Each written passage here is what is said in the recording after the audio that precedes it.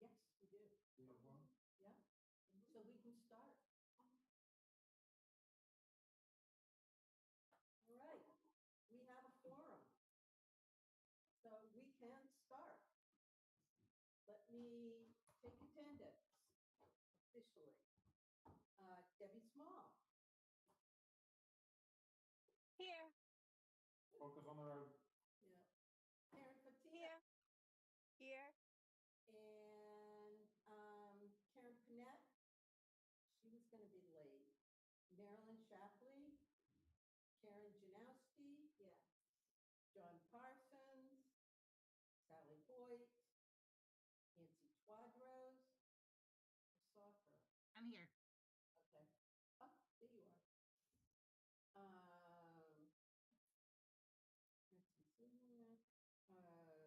Jackie Bahina. Here. Rosemary Vendetto. Here. Jean Prado. Here. And we have two guests, Nora Bucko and Marianne Kiernan. As you remember, Nora is the Reading Neighbors Network and also Friends of Reading Seniors 60 plus, as well as Liam. So I think that's good. Anybody else show up? Oh, Michelle Clocker. Hi, Michelle. Hi, how are you? Happy New Year. Happy New Year. Same to you. I had a little difficulty logging in, so now I'm on a different device. Okay. All right. So tonight's agenda. Oh, and Chris and Jenna, of course, are here.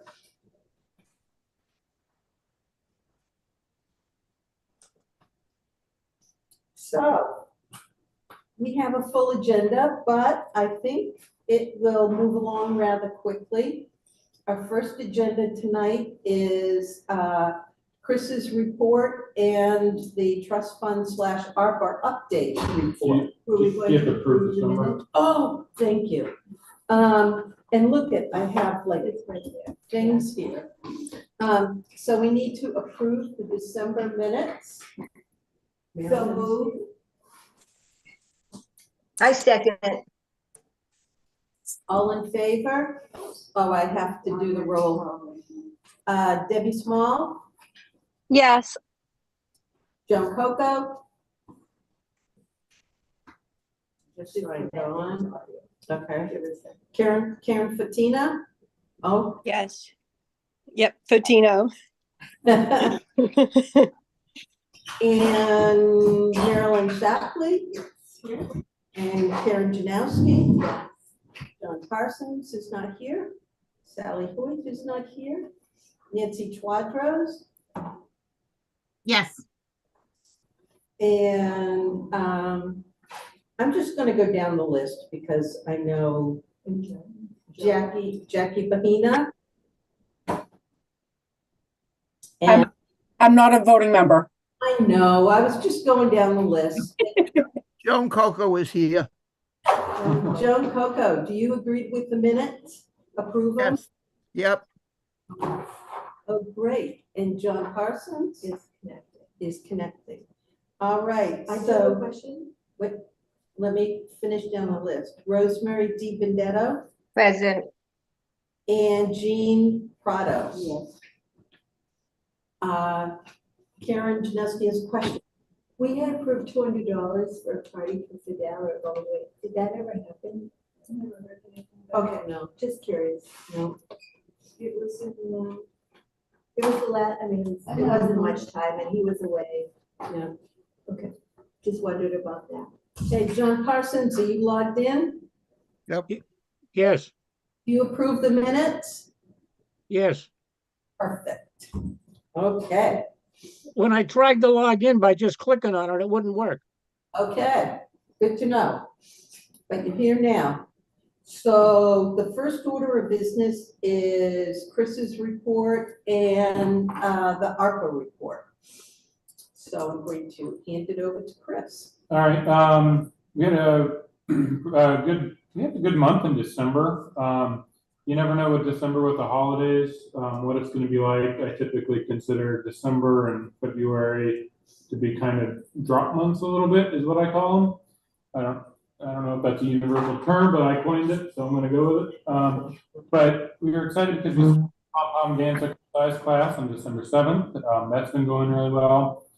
We had a lunch and learn, birthday lunch, holiday luncheon, with great attendance. We had, I think 60 people join us for the holiday luncheon, and we had still about another, I think about 15. We had quite a few on the wait list, which was, you know, we hate, but it's nice. We had what we did though was we tried to get everyone on a wait list for the holiday luncheon in December to the New Year's luncheon in January, so people didn't miss out. Both were very popular. We had gingerbread house making on December 20th with Virgin Generations, high school students. Before that, on the 20th, we had ornament making with a local Girl Scout troop. We had a Her Majesty presentation on December 14th. The second, Let's Get Digital with Kevin, don't ask me the last name. And then we also had on the 21st, the Coolidge Middle School Choir and Band performed here. So we had a really good December. The number, even though it's a little bit lower, was still a really good month. The only reason it was a little bit lower was, 2 Mondays were holidays. Well, we had a Monday a holiday, so that right there takes a couple hundred away. So we actually were spot on where we needed to be for December. So we're excited about that. Coming up in January, we had the holiday luncheon, like I said, back on January 4th. That was a really good day as well. So we had Chinese food, people really enjoyed it. Coming up this month, we have glaucoma presentation, birthday lunch on the 11th, estate planning, Let's Get Digital, Tin Bucket event on the 24th. We have a strawberry shortcake event on the 18th. Movie and pizza, and a scam presentation. So we have a really good January coming up. So that is really good. We should be getting the chimney liner here soon. The PO went through. We're just waiting for facilities to, we'll get that hopefully, probably by the end of January. Right now it's, again, weather dependent, but hopefully we'll have the chimney liners in. We'll see if that takes care of the odor on the second floor. And then they did the second air quality test. I haven't got the results back yet, but they did perform the second air quality test. So hopefully by February, I'll be able to give you a report on that. So good month. We are going really well, and we're really happy. Yes. Are we keeping track of all the events that have a waiting list where people are not able to come? The majority of them, yes. It takes a little bit more work because it's in the system, but they don't typically come up on the statistics. But yes, we don't have a whole lot, but we're gaining. Especially, like I said, the December luncheon, holiday luncheon, the New Year's luncheon. Those were the two that had a pretty good wait list. And we have some here and there, but we are keeping track. I just don't have those right now. No, I don't Yeah. see them right now, but I'm just thinking that would be helpful information as we move forward. And Yep. Definitely. And even if it's not a long waiting list, just the fact that there was a waiting list. Right. Plus, my understanding is sometimes they get cut off because you don't want to build false hope. I know I was Yeah. encouraged not to put my name on the shine list, and I did anyway, and I got really lucky. Yeah. Because no one answered their phone, but Well, we should know that we're cutting it off, because if you have only 5, we always encourage people to sign up, even though they're on the wait list, because you never know. I was Yeah. not for the shine, I was But- discouraged. I was like, we don't Okay. want to build false hope. That's good to Because there know. were so many people. I mean, there was a Yeah. huge list. Huge list. Yeah, December was a good month, and we're excited for January. I have a question. On the forms that I printed out, it says ARPA funds used since last month. So you have the dates and the object must be invoice numbers, description, senior programs and feasibility study, date and the amount. And then there's an additional printout And it has the name of Amazon Capital Services, Joey Edison, but there's no breakdown on amounts on those. So Rosemary, I had the same issue. It goes, those 2 pages go straight across. Like, So, yes, like Nancy has it. you have to put them together. And as Jenna explained to me, and Chris and Jenna can weigh in on this, but Amazon Capital Services are program supplies and things that are needed to run the programs here at the center. Are you telling me to take these 2 papers and put them together and they're supposed to correspond? Is that what you're telling me? Yes. I was wondering if that could be done on one sheet, because I thought it was before. Jenna had a printout. It was a smaller type, but it was line by line that showed us the expenditures. yeah, it just seems like there's very wide margins, and I want, and if even your programs and feasibility study, the description could be shrunk a little bit so that then it could all be on one line. I think it's just a formatting issue. I don't know who generates this, but I just wondered if it could be formatted so it's all on one page. Yeah, we can, for February, we can go back to 1 page. So, I do have a question. Were we gonna talk on? We are, but We got let's finish with the. any program. questions on the COE report? Yeah, I like All right, Good good. job. that. Let's move on to the ARPA report. And I'm thinking Jenna might walk us through that, or Chris, or. Sure. I mean, everything that Chris kind of discussed for December with the programming that we have done, as well as the programming moving into January, that's all reflected on the ARPA report. So unless there's any specific questions in regard to a purchase or anything like that, there's nothing really to report. That's pretty accurate, what I gave you. Okay, Karen Janeski has a question. I was wondering about the sleigh bells trip. I looked everywhere. I couldn't find what that was. December 5th. I didn't see it. I'm sorry. I'm having a hard time hearing you. Sleigh bells trip, December 5th. What was that? That was a trip to, and I believe it was Danversport for a lunch and performance. Because I didn't see it referenced anywhere else. I looked at it in your report earlier, in the December update. I didn't see it in the pleasantries. Mhm. Did people? Is that the Royal Tours one, Chris? Yeah, our last year. Was it? Yeah. Did people know? I mean, how did people know about It it? was a full bus, so, yeah, we got the word out the same as we normally do for, I think the majority of trips. It would have been in the back. It may have been written as something else. I just was confused because it isn't even in your December highlights either. Yeah, because a lot of these trips sell out, and they're marketed quite far in advance, right, Chris? They are. Let me look at the December newsletter, because I think the name might have been something slightly different than sleigh bells. So. Could I bring up a point right now? Jenna had expressed she was having trouble hearing. I don't know about anybody else, but I'm having trouble hearing anybody. I but can't hear a Chris. thing. I Okay, can't hear a thing. Chris comes through loud and clear, but anybody else who was spoken there, I don't think anybody on the screen has a clear understanding of what was said. And everybody, I can see people putting their thumbs up, shaking their head, yes. So it's not just me and my bad ears. I agree. Thank you. Everybody in this room will talk as loud as Chris, and that's what we do. Raise our voice. It's a little bit different setup tonight because we're in Pleasant Street Center. So just bear with us for tonight. And then we should be back in Town Hall in February.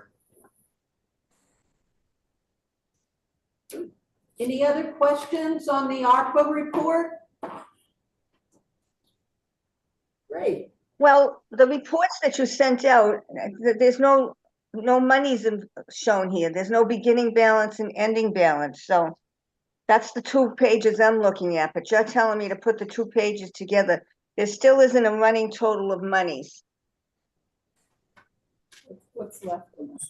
Yeah, so what we did this month was we just, we took a look at just December, and what we, did for programming and stuff for December. So you'll see what we spent, how much we spent down in the amount. At the bottom of the amount column, you'll see how much we spent total. Yeah, I see that, 9,000, but what is your beginning balance? And, Well, the the beginning ARPA. balance is always what it's been. And the remaining balance, if you would like that with the encumbered, I can get it to you. I thought it was on the report, but I don't have it right in front of me right now. I'd have to pull it up on my email, but that's not a problem at all. No, I'm fine for this month, but I'd like to see it definitely for next month. And what did the feasibility study cost us? It's lumped together here, senior programs and feasibility study. What did that feasibility study actually cost us? So the most recent feasibility study that we've just created a PO for is $250,000, and I'm not quite sure what the exact number is for the Walgreens. What was spent for the Walgreens? No, didn't we just have a feasibility study presented to us last month? Didn't we have a meeting? No. What was You that mean the presented? report? You mean the report that I presented to the select board? No, The report that we reviewed last month when we were at town hall for our meeting. There were 2 people, 2 people who represented a company, You and meant, they had slide on the screen. What did that cost us? Oh, yes, for the consultant, BH plus A. Yep, $250,000. What? $250,000. Hasn't started yet. What we viewed last month was $250,000? You no. So the complete amount of the PO is $250,000 for this consultant. However, they will be giving us bills in increments, and we will be paying as we go out of that PO. So, So you've but the assigned- amount you've that assigned has been 200 encumbered out of the ARPA funds is $250,000. All right, and so what we viewed last month is being deducted from that. Correct. Yeah, they just started.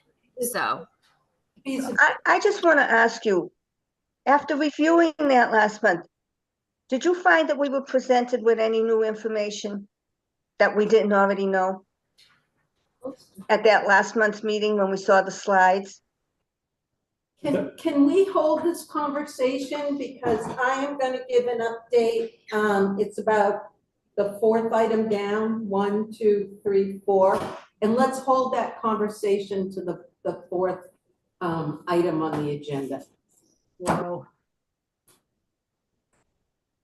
Those are good questions, Rosemarie, but let's just hold it until we finish with the ARPA. And I think we have finished with the ARPA discussion. Any more questions? Okay. So next on the agenda is Karen Herrick and a select board update, as well as I am going to, during that 10 minutes, also review the slides that I'm going to present to the select board tomorrow night. So take it away, Karen. Hi, can everybody hear any better? No, You've gotta sorry. yell. Okay. I'm excited to be in the Pleasant Street. Center. Hey, is Karen there? Is Karen there with you? yes, Karen is here. Where? I don't see her on the screen. Oh, okay. Okay. Maybe someone from the who's physically present can join the Zoom from their computer, and then their computer can act as a microphone. That might help with the. That's what's set up, Karen, is the computer. But is it too far away? Like Well, if But there was another one that was set up that was closer? we're just trying to get the people in, but we're just gonna have to shout. I mean, that's all we can do. Some ARPA money and upgrade your sound system, because I have to say, it is wonderful to be here, and this is a great screen, so by all means, invest We in have the system, technology. it's just not installed. Oh, great, Yeah. excellent, all right. And we're I can hear Karen great. we're just trying to get by for tonight. This was an unscheduled meeting that we're not gonna have, so we're all gonna bear with each other, and we're gonna make it to February. Okay, okay, all right, I don't have a lot to add. I am hearing that, tonight on the, CPDC meeting, there's looking very, very strongly like Dollar Store would be moving in as the neighbor in the Walgreens. I think that, it's certainly gonna attract people to our downtown, and it could be very convenient for people coming down here for lunch anyway, to maybe pick up a few things, so I thought that was pertinent to this audience, just to give you a heads up. They're asking for a sign tonight, and I don't know that they really have to jump through a lot of other hoops, because they're not gonna change the exterior. So I'll give you that heads up. The select board is continuing to pursue a CPA study group. I think that's what we're calling it, a CPA study group. CPA funds, it's like a matching grants program. Funds can be used on historic buildings like the Pleasant Street Center. So I just want to make sure that that stays in front of you all. What is it? The Community Preservation Act. It's one of the few grant opportunities that's statewide that we haven't joined. A lot of people have. A lot of communities love it. Those funds, we take some of our tax bill and we put it into an account. The state matches it. Last year was 38 cents on the dollar. And then a committee of Reading residents then says, among housing, historical, open space, and recreation, how do we want to spend those funds? Nice. Yes, so But you said we haven't done that previously? No, I said.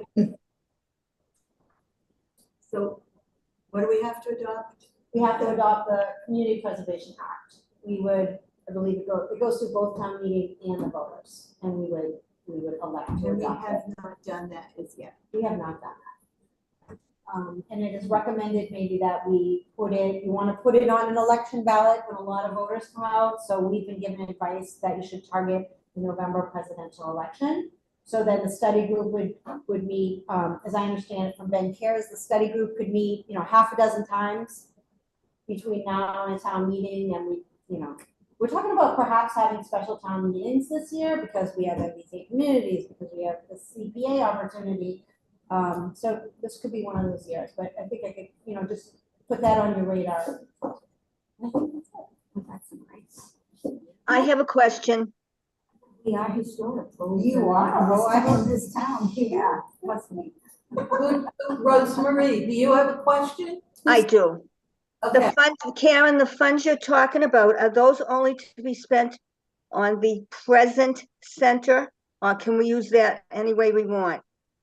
Historical buildings, town hall, the library, schools, historic buildings deemed historical. The empty building down at RMLD is a historical structure. So it's for existing buildings in the town. Affordable housing, I don't know if I mentioned that, to address our affordable housing needs. We can, in fact, you have to take a portion every year and dedicate it to housing. So if we adopt this, then you have a formal committee who then would get the updates of what's in the balance and meet on a regular basis to decide what projects to fund. So it would be a fun committee. That is for buildings the town owns, correct? Or would it be like for Parker Tavern, which is interesting? Well, that's a good question. Can you repeat the question? She asked about, could Parker Tavern, could we allocate CPA funds to Parker Tavern? I don't know the answer to that. That's a good question. So does this come out of the town budget or does it come out of state funding? The matching grants come from state funding. and I forget, it could be the deeds, the stamp tax that the registry may be funding us. I forget what's funding it, some other existing tax that we all pay at one time or another is funding this pool of funds that then gets, sent back to the communities to participate.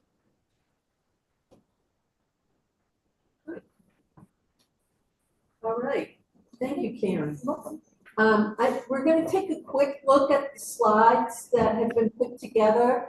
I am presenting at the select board tomorrow night to, kind of just give them an overview, make sure we're on people's minds at the select board and what we've done. And Chris, I don't know if you can bring up the slide.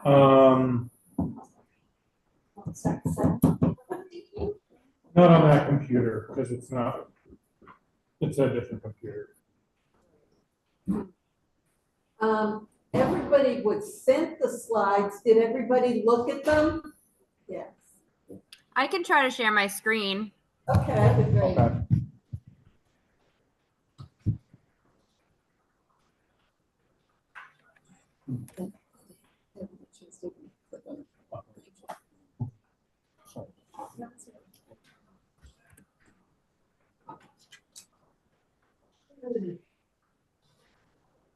Yeah, so this presentation was, do you remember Mark at one of our meetings said to us that the Council on Aging should make itself known to the other committees in town and to let people know what we're doing and what kinds of activities and what our goals and our mission is and the whole thing.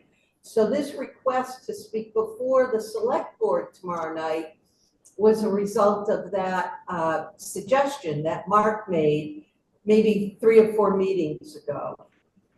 So basically,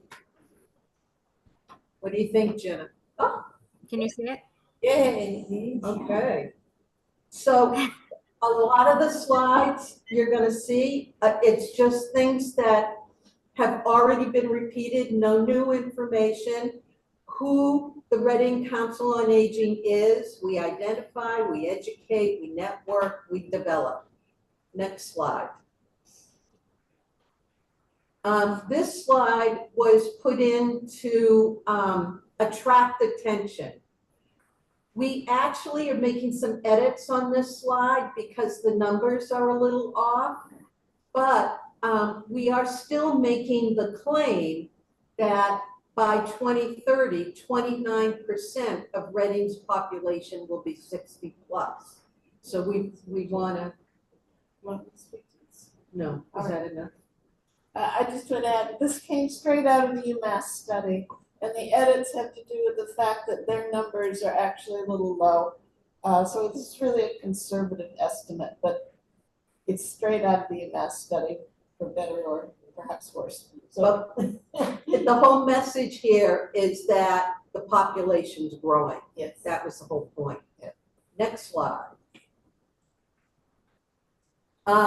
This July through November 23 chart has already been changed, just not on this version.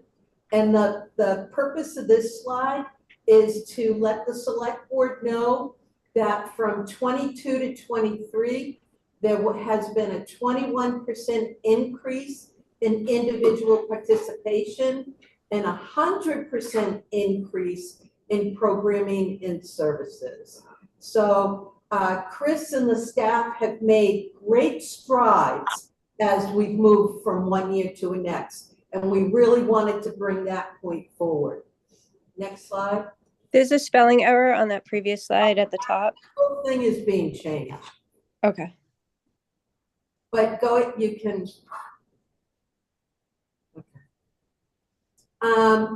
Then this slide talks a bit about our accomplishments, that we have been an active participant in the Reading Center for Active Living Committee. That should read committee. We have a liaison to the Simon's Way Committee. We had a member of the COA be a part of the Board of Health Survey Committee and was very diligent about advocating that questions target the senior population. Karen Fortino is our Elder Services of Merrimack Valley liaison. And then we can't really take credit for the Friends of the Reading 60+ community because they're the fundraising arm and we really are not associated with them. But there were several members that worked with that group, and we are so close to the becoming a full nonprofit. And the group is meeting again on January 22nd. We're going to talk to a CPA, we hope, and then the group can start thinking about what kinds of fundraising activities we'll have. So we've done a lot of work and we've made a lot of connections. Next slide. We continue with our accomplishments. We were active in educating the community. We actually did that 5x7 postcard in 22, and that got sent out to over 10,000 Reading households, and it generated interest in the Pleasant Street Center, the Elder and Human Services programs, and it also promoted the Reading Center for Active Living committee that was beginning to explore the new senior center. We did public outreach. We had information tables at the Fall Street Fair, Friends and Family Day, Elder Health Fair, new residents welcome at the library. We've been having monthly info COA, 8 EHS coffee hours. There's probably a few other things, but those were the ones that came to mind. Social media, we created that video to build awareness of the PSC shortcomings. We also posted, it was kind of catch as catch can, but we did post elder events and programs on Reading's Facebook pages. And we actually got a lot of comments from that. And we also worked with Elder and Human Services on funding social events that weren't within the town budget. We're estimating at about $1,000 per month. It might be a little bit more, but we're saying about $1,000 a month. More recently, we haven't been doing that because the ARPA funds are in place. But at the beginning of the year, we were doing that. So next slide.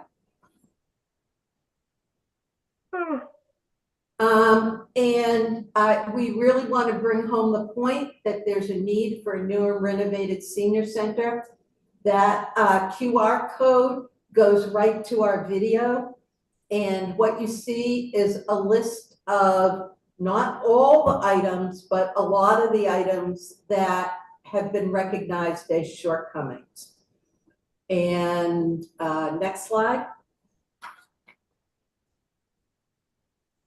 And priorities for 2024, we're supporting a new and/or renovated senior center, continuing to work with EHS and the consultant BH+A, collaborating with Recalc, and then conducting outreach activities, newspapers, informational flyers, fairs, etc. We continue to we're going to continue to optimize the trust fund use in order to build up the funds and the trust funds.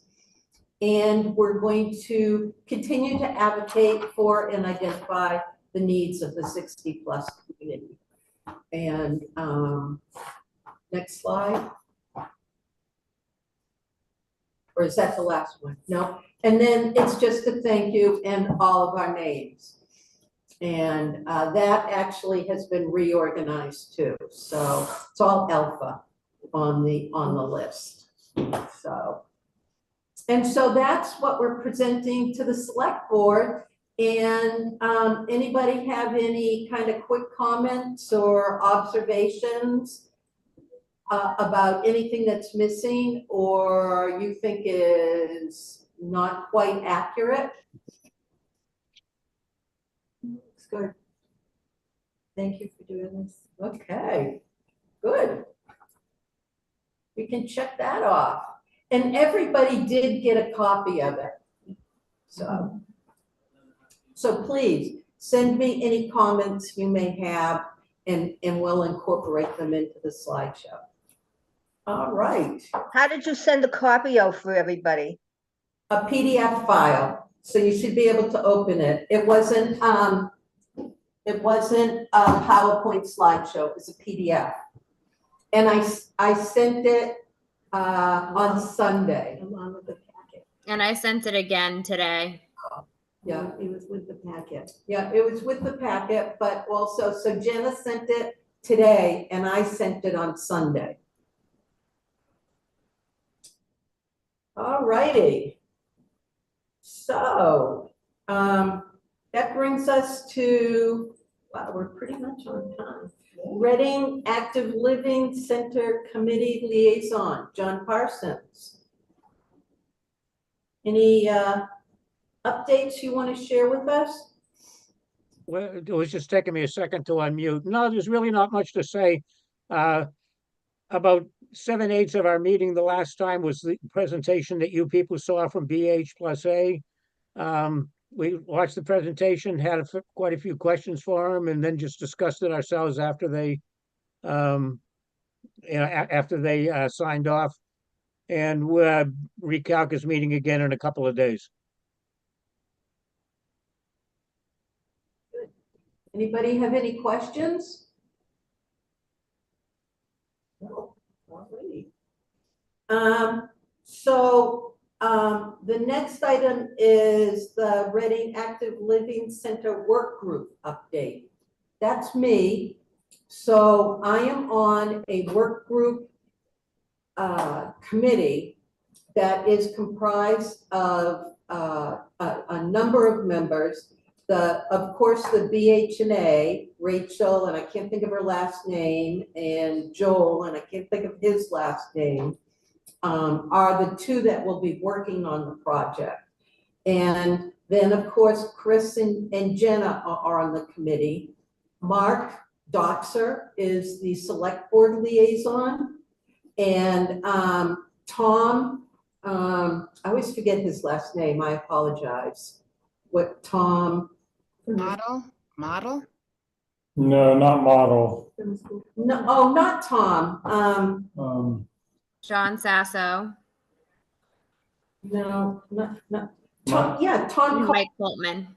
Tom Coltman is Mike Coltman. Mike, yeah. Mike. Right. I want to call him Tom for some reason.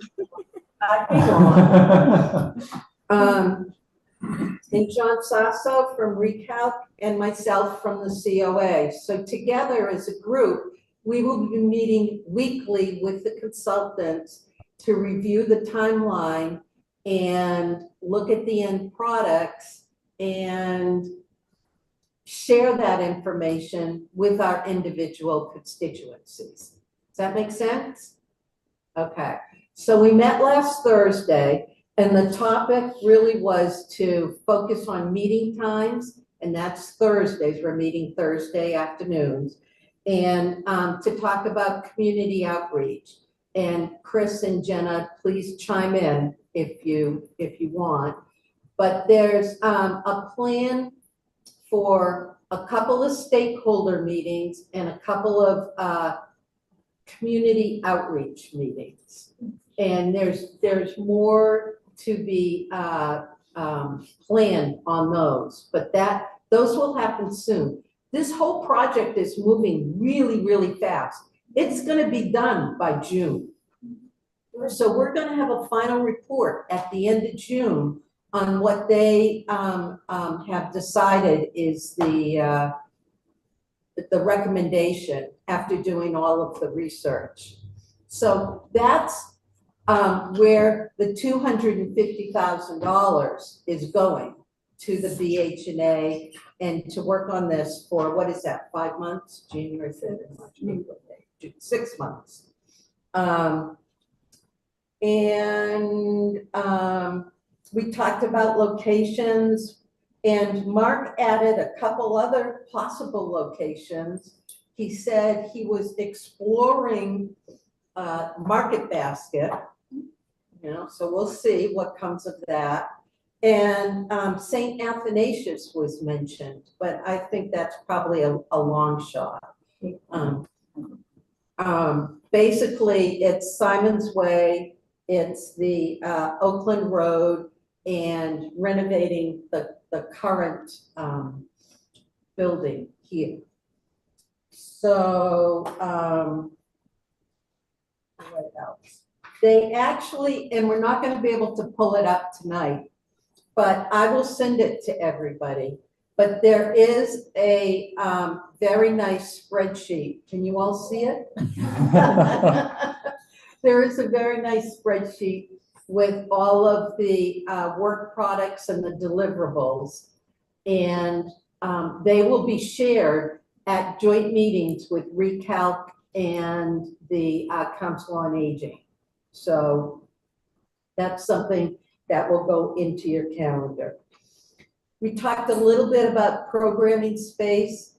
Again, I will send this to everybody, but it's, and these are not documents written in stone. These are documents that are changing and evolving. The dates pretty much are gonna stay the same. But as far as any documents that you receive, you will not see a final document until June. So everything you look at is up for comment. This document that I'm holding up that I will send to everybody is an example of programming space. And it's an example of community center with dedicated senior space. There's space in here for a gymnasium, and then just a senior center. So I will send this to everybody after the meeting.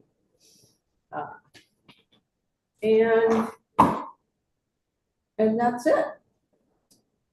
Questions? Yeah. I just am a little confused, not unusual. Why is there a working group, Recalc working group, as opposed to the Recalc committee? What's the difference?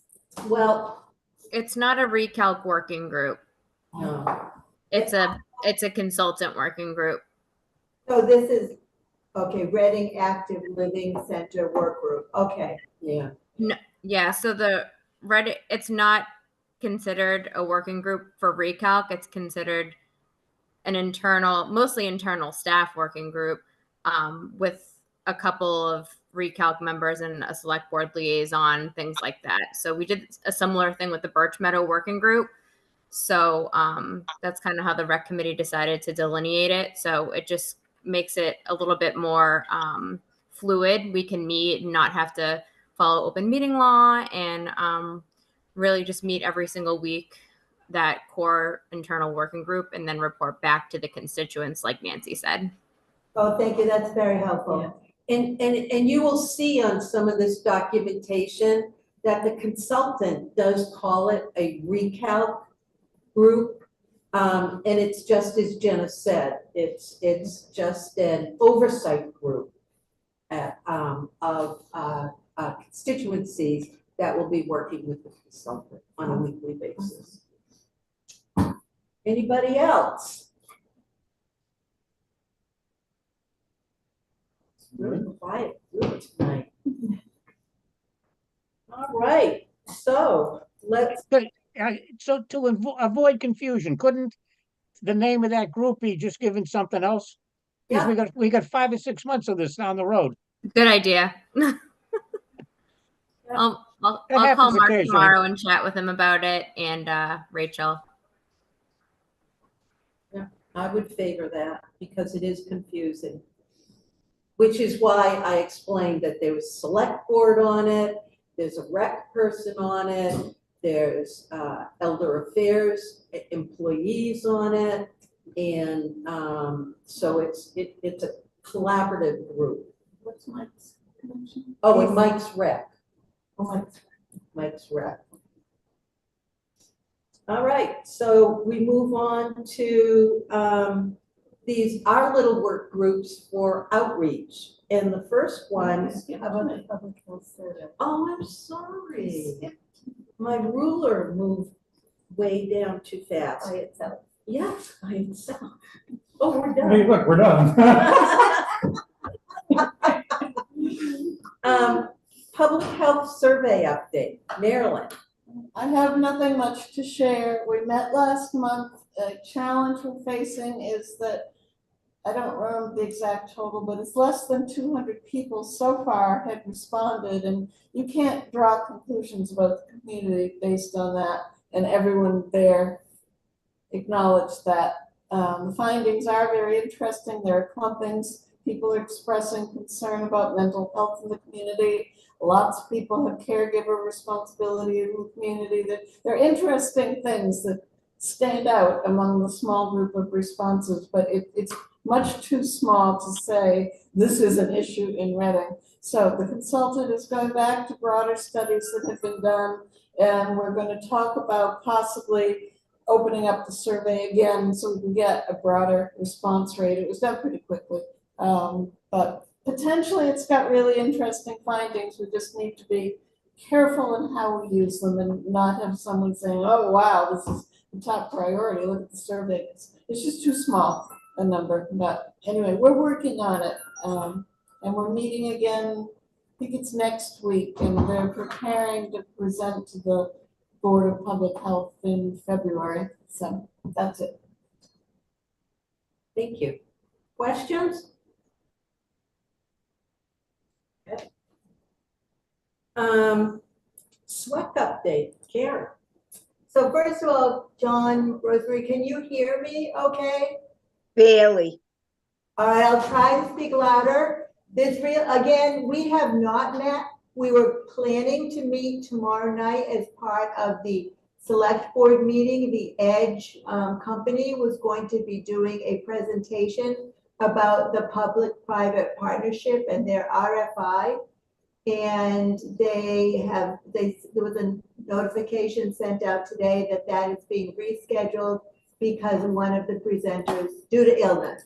So there's nothing else to report. We have not met. Any questions? No. Okay. So,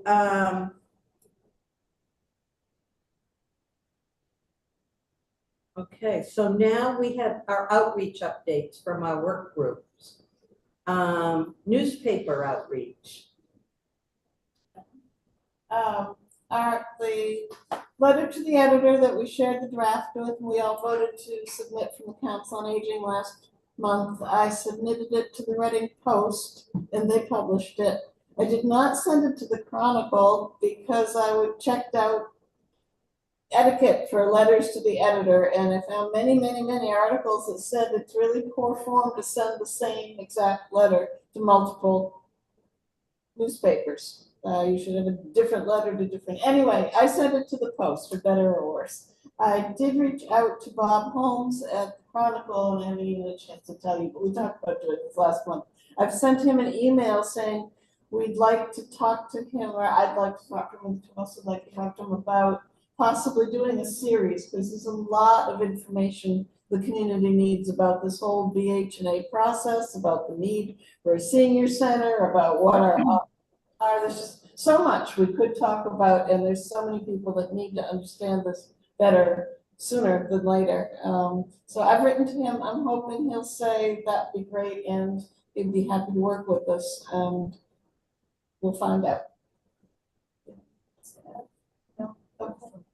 Let's make some minor adjustments and send it to the Chronicle as well. We can do that. We can Yeah, do I that. think we need to, because a lot of people don't see the post, I know, but you I have know. to search for it, I know. and the Chronicle gets delivered, and that would be the one thing I'd look at. I don't get it anymore, but I go to page 2 for the letters to the editor. Okay. we can So do that. let's make some minor You help me changes. make some minor edits? Okay.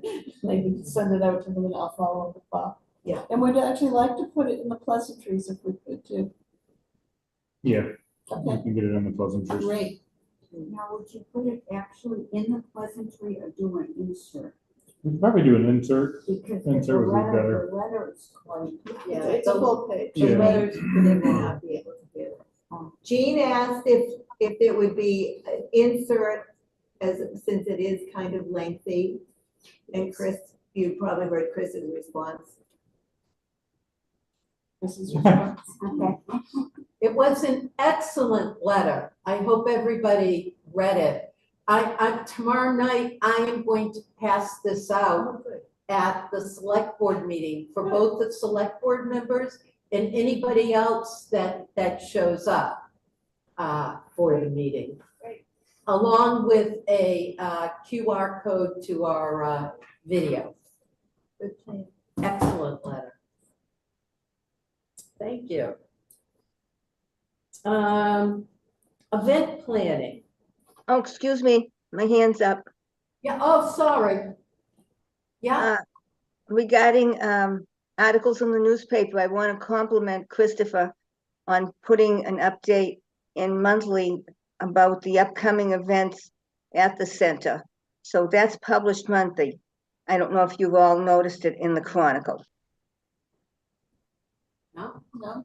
that's a new feature then. Well, it's been in there every month. Yeah, they started getting our information in there, which is good. That's wonderful. That's Some great. updates. Wonderful. Maybe I should get the Chronicle again. I don't think you go to the library. Well, you can come here. Yeah. That's true. Good, thank you. Thanks, Rosemary, I didn't know that. Event planning. Karen Fatino, Karen Panette's not here, and Jean Prado. Karen, I'm gonna ask you to start us off. Sure. There we go. So we were thinking about maybe having a type of like dinner get together. And during the dinner, we could offer tours beforehand and a update on the senior center during the dinner. For the dinner itself, we're thinking something simple, maybe cold cuts, potato salad, that kind of thing. Something easy. Nancy has graciously offered to do the presentation. And we were thinking that we would not only offer it to people who are 60 plus, but maybe open it up to town meeting members or even the whole community. We would need to ask some support from the senior center and see if you would be able to give us the space for that, and maybe help with the reservations, perhaps put it in pleasantries. And we were hoping that the Council on Aging could help sponsor the money for that to pay for the dinner. And maybe offer the first one in March, and kind of see how that goes.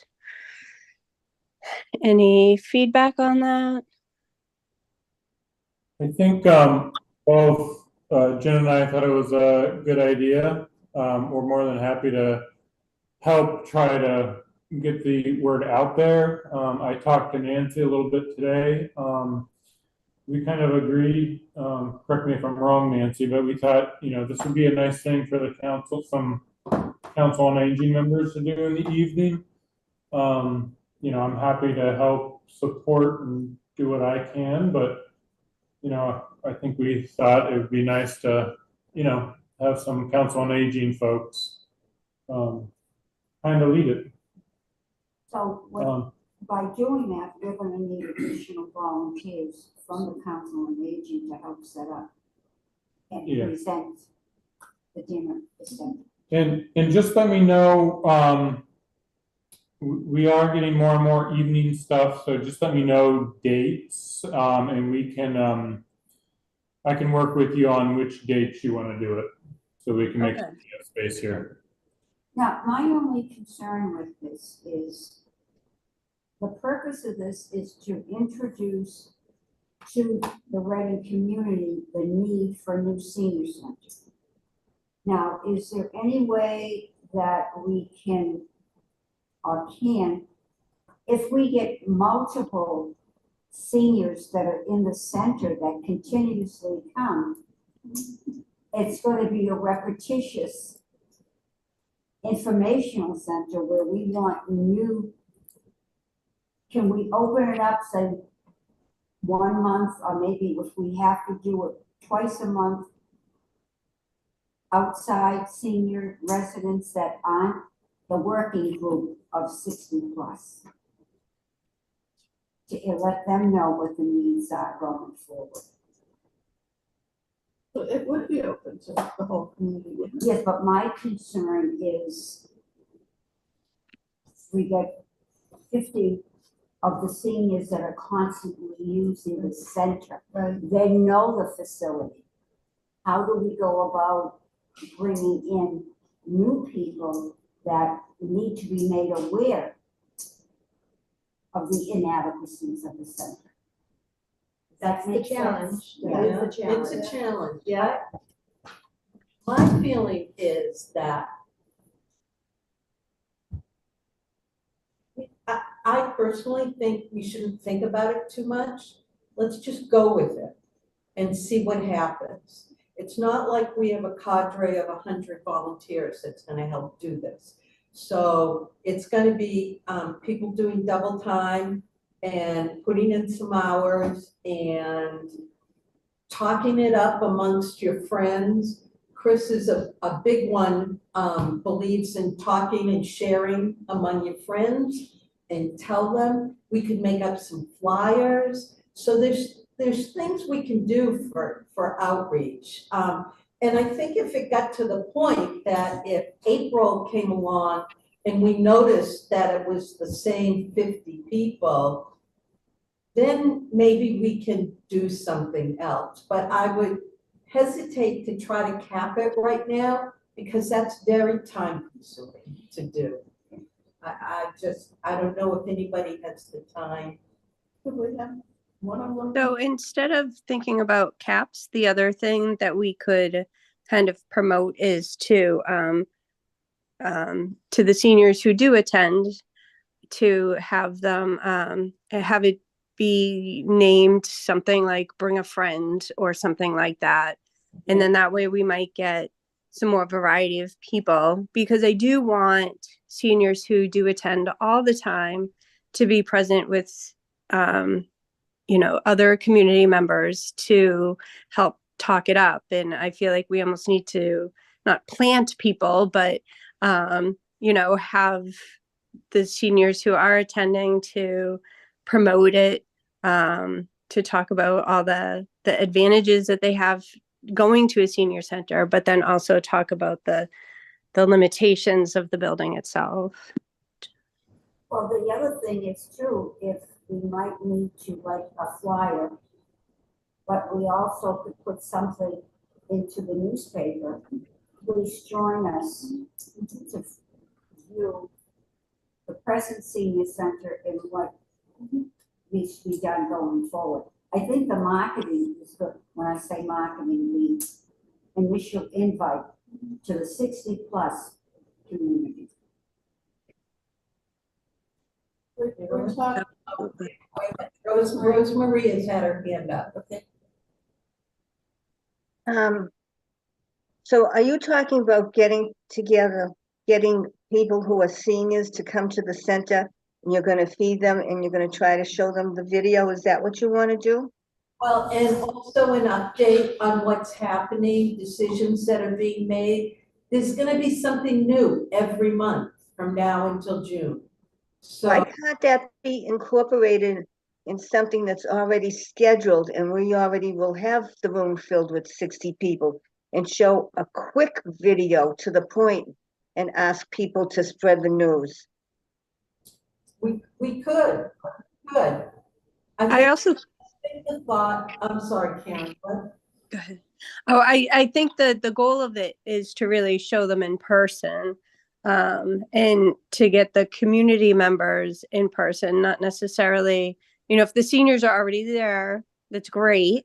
But our goal is really to do more than just the people who typically attend.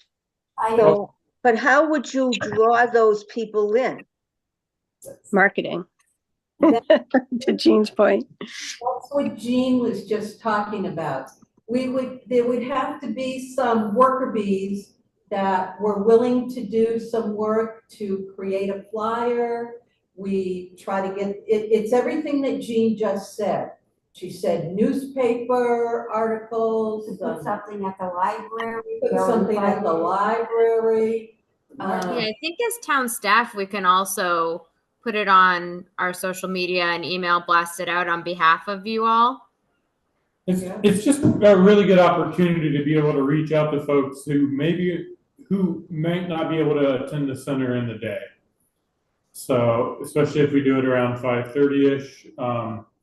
I'm not saying it is 5:30, but I know a lot of folks on the board here have expressed, they're busy during the day, but we are, there's a large population that we don't reach during the day, and this allows us to get a voice to them, especially during this time with the feasibility study.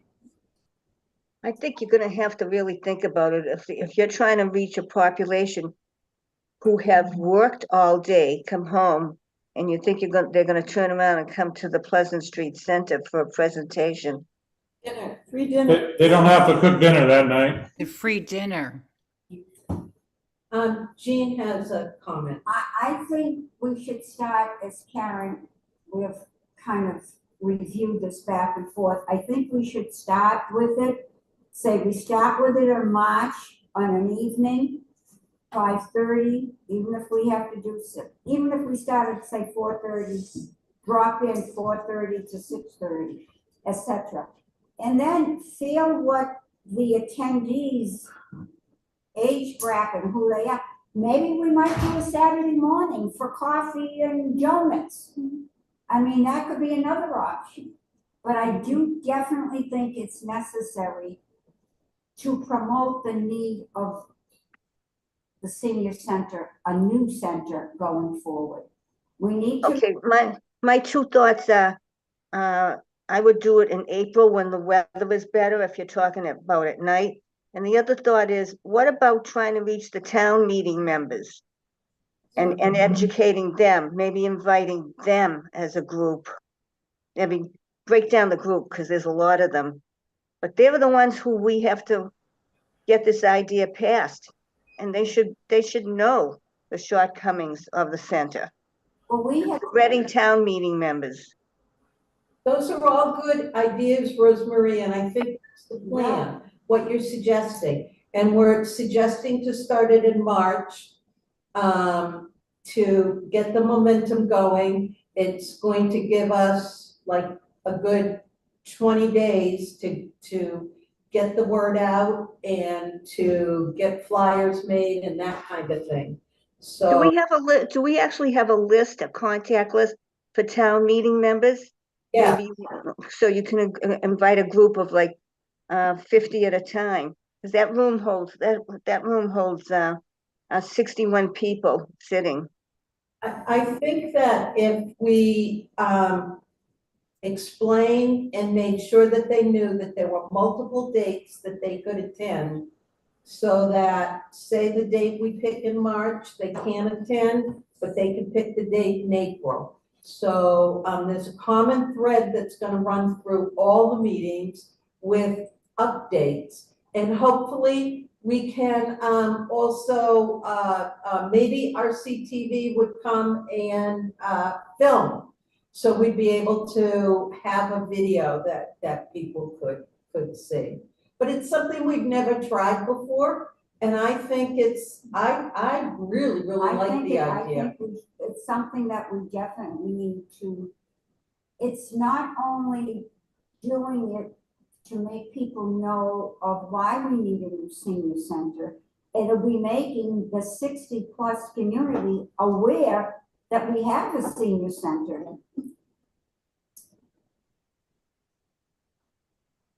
One of the things that we'd have to do is someone would have to make a motion tonight to approve and allocate funds for this monthly meeting to purchase the food. Thinking about, How much?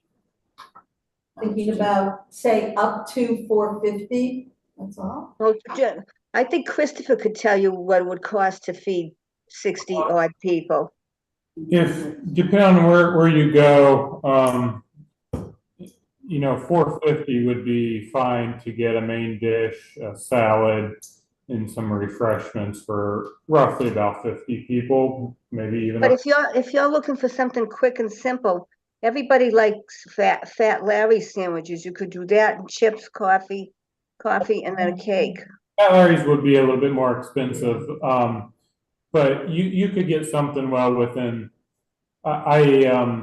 Today's bill came to $250, and I was planning on feeding 50 people. So Say, let's think big. Let's say that we were feeding how many people fit in here? 75. 61, yeah. So 70? So I like to usually get to right around 60 because I feel like that's a safe number for the size of this.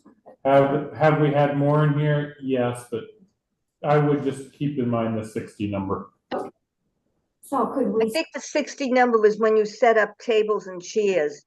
If you did it theater style, obviously you can fit more people, but that's people getting up and down with food and drink. So going back to tables and chairs, it would be 50, 60 people. Yeah. So it sounds like 450 would do one dinner. so why don't we say 1,500? That's what I was just about to say. Let's Yeah. plan for at least a few, and it will be up to. So 1,500, you think? Why can't we say 1,500? Yeah. Because if we come to the point that we feel we need to have coffee and donuts on Saturday morning, that 1,500 will cover. So don't we make a motion first and then discuss? Yeah. Right, I'll make a motion that we spend 1,500. Up to 1,500 from Burbank to support the, what are we calling this? Event planning? Event. Outreach. Outreach event. Outreach events. Informational event. Informational events related to the new senior center. Yeah. Second. Any further discussion? And is this here's my discussion though. I think we should say from March to June. Absolutely. So I is agree. 1,500 enough for March through June? Well, that's 4 months. That's 4 yeah. months. So 4 months, so if you say 2,000. 350. 2,000. Make a friendly amendment? I'll make a friendly amendment. hold on, Jenna, can we move forward with this?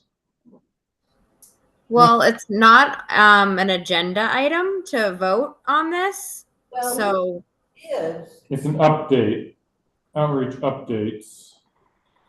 Event planning update. Can we squeeze it in under event planning? Why not? I'll leave it. If you look at the law, it does allow for things like this. In the agenda, in the footnote, it says that other matters may be taken up at this meeting. it's up to you. I mean, I'm not Laura Gem, but usually if there's a vote, it should be on the agenda item to take a vote, especially if you're expending funds, I would think. But you can always take the vote and then check with Laura tomorrow, just to verify. There's the footnote, Jenna, on the agenda as well. It doesn't restrict us to what's on the agenda. For whatever it's worth, I agree with Jenna. I wouldn't want to get on the bad side of Laura Jim. Yeah, I think if you're planning the first event for March, I think if you take this vote in February, you'll be just fine. You can always, you don't have to purchase the food in advance. You usually purchase it the day that you pick it up. And the supplies, you're just paper plates, tablecloths, things like that. They're all pretty quick items. So I think if you pushed it to February and voted, then that might be the best bet. That's I fine. want to make sure we stay within lines. Thank you, Yeah. Jenna. Yeah, no worries. Great question. I'm gonna put vote next to everything now. Yes. Possible vote. It's not a bad idea. I know. Yeah, so we want a friendly amendment to increase it to 2,000. I think Well, we're saying that. We have to wait until February. We'll wait We're not till voting. February. Oh, we're not voting, that's right. So you're withdrawing, are you withdrawing? the I'm motion? withdrawing my motion. Jean? Do you think this is the time that we should ask our members if they are willing to help Karen and myself coordinate this and be on site to prepare for the event? What would be helpful is if you came up with dates A so date, that we okay. can, you know, this is what can happen. So next month we can do that? Or even, I would say, can you come up with a date now? Because So, things, I mean, you guys come up with a date Did we because, not say the last in place of this coffee? Yeah, but the coffee wouldn't necessarily have to be that date. But we need to Why know don't, why from don't, Chris. why don't we do this? Why don't we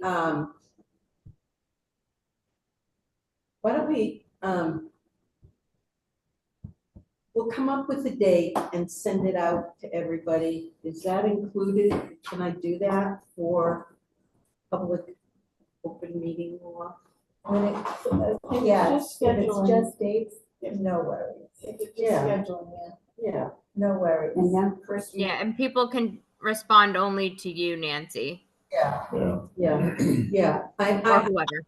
I know that meeting dates are not part of the open meeting law, so. I think since the way this is worded in here, since this is just outreach updates, we'll just stay with the updates for all these, just to make sure we stay within our parameters. Okay, so a date will be forthcoming. People look at the Series of calendars. dates, 4 dates. A series of I dates. think John has his hand up as well. Yeah, I'd just like to chime in on Jean asking about volunteers. We have a new volunteer coordinator who's got her office right in the Pleasant Street Center. From talking to her, I think she's dying to get that program going. I wasn't sure if she would be interested in supplying volunteers.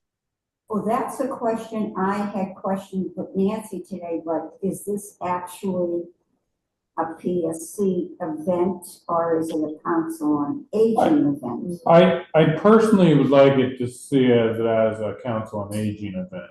Because I feel like you're the ones kind of trying to get the word out there and update them.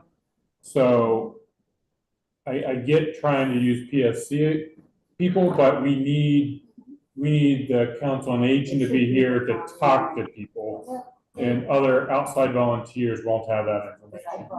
Although I think we all have friends that we can pull in to help with setup and dishing out food or saying hello. So I think that if everybody finds the dates agreeable and we're able to reach out to our friends and our families, we've got to find the resources to do it.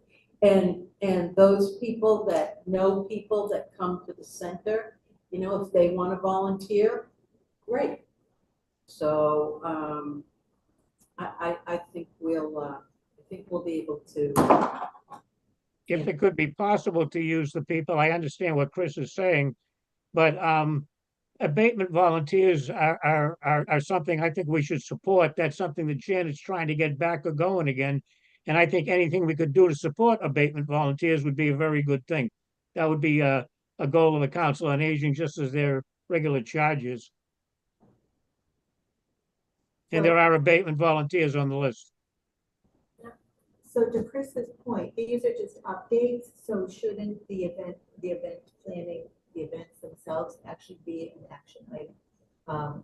new business, new business the next month's meeting, where we can talk about the logistics. Yeah, Yeah, I think Yeah. this is just an update, so, Yeah. Chris's point. yeah, and that's Okay. where we'll make the motion to, Yeah. And we'll discuss what it all looks like. Okay. Yeah. So move on. Move on. I have Reading Neighborhood Network on here. I don't really know if this needs to be a separate item. Nora, it kind of puts you on the spot. Yeah. Well, no, the only thing I was thinking of Marilyn's Reading Post, I was going to send them that because I thought that was a good update. They have a monthly newsletter, but you can send stuff during the month. And I thought this would be nice just to give them an update. Good. That's 100 people that might not have seen it. Right? Yeah. I'm on the Reading Post email, so I get it automatically. I think you just go in and sign up for Reading Post.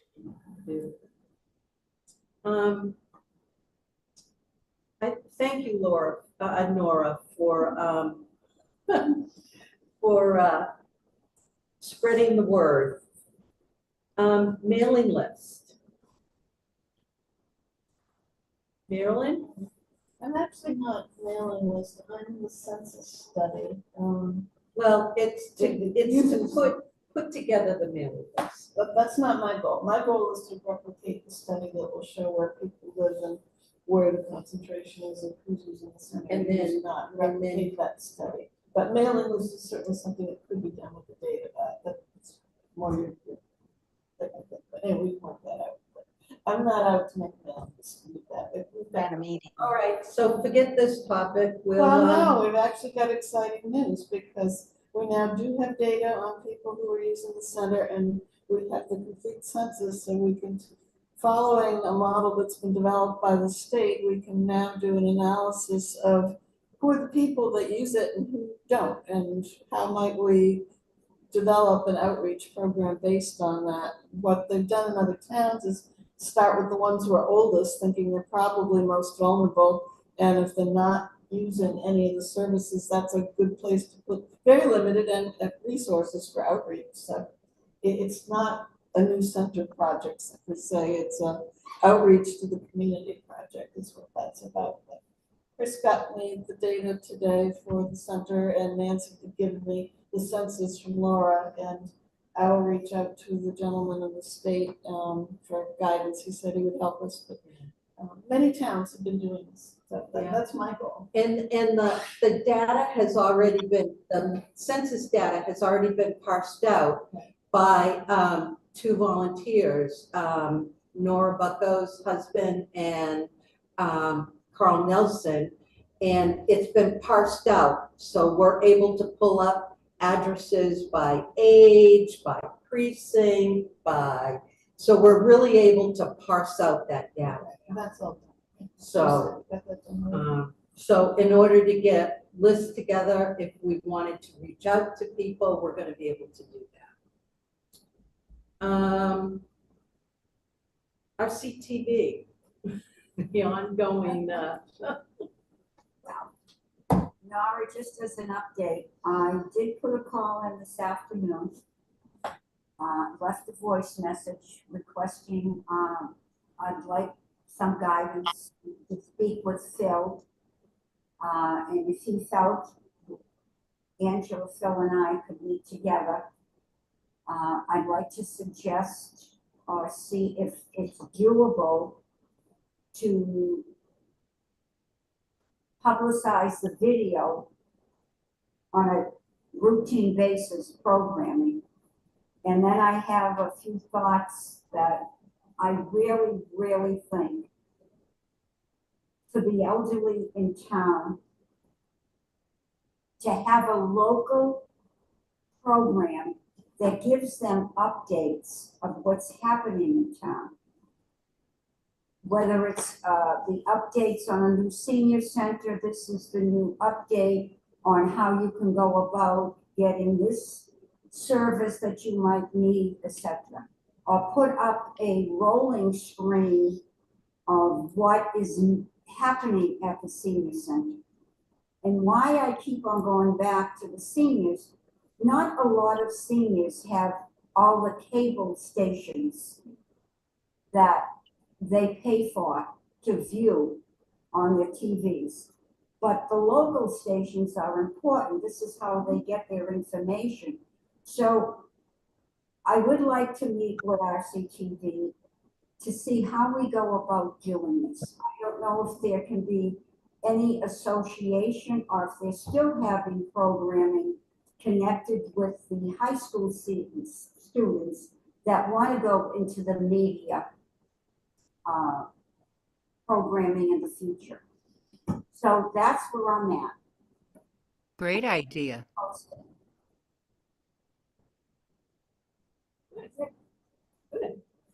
One thought, I would love to see, you know, the flashing sign the police department has. I would love to see us get, and it's, we can't do it at this meeting because it's not an agenda, but maybe something, an action item for futures to buy one. I don't know what they cost, but to have one that's just a rolling thing on this week. Seniors, take note. And this is, Because that one's town-wide, and it's all sorts of things. But I know, I always read it. There, at the town hall, there's now, a rolling screen of, events that are Yes, happening yes. and upcoming. And when Fidel was here, he did that wonderful town manager update. Yeah. And they put a lot of those things on the town website. So if those can all be compiled and put on a regular basis on RCTV. I think it would be great because people say, oh, well, it's on your laptop. Well, hello, this is a different age group that it's the TV that they go to for the updates and the news. So I think it's important, but Nora, we can talk. Have they ever had a senior page on the TV or No, nothing? No?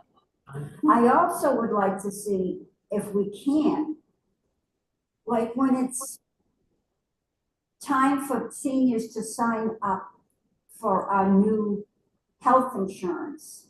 Maybe that time of year in the fall, you start with questions from nurses or doctors or the SHINE program. This is what you need to do to sign up, or here's where to go. I think it's important. What about does anybody want to be interviewed by RCTV? I think that's a great idea. You know, just about all the stuff that's going on, the video, Nancy, all the COA activities and I think people aren't aware in general. We'd have to find somebody that wants to be an interviewer.